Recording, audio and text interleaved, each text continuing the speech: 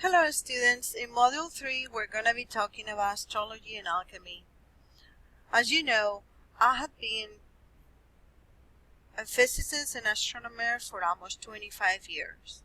And in all that time, every time I used to teach astronomy, we always cover astrology but in very minimal part. Just because astrology has always been considered a pseudoscience. Pseudoscience, the word pseudo means fake science. However, in alchemy, astrology is extremely important.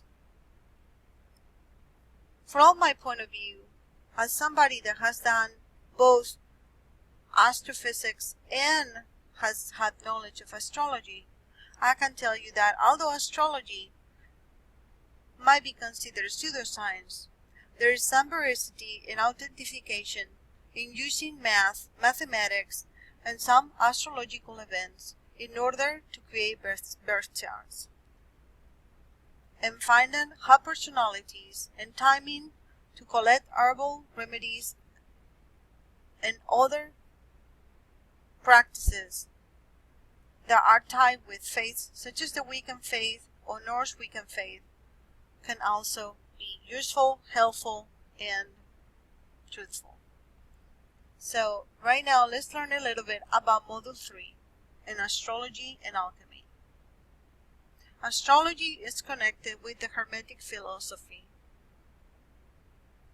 and supplies much of the guidance for practical applications of the alchemist's art. The forces of nature have their reflection in all levels of reality.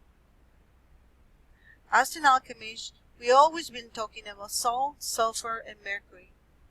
However, man is a microcosm, inseparable from his environment.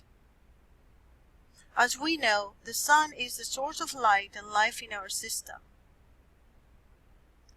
And we study the sacred cycles. All things in nature are the product of their natural cycles, that being of any kind of kingdom, including humans.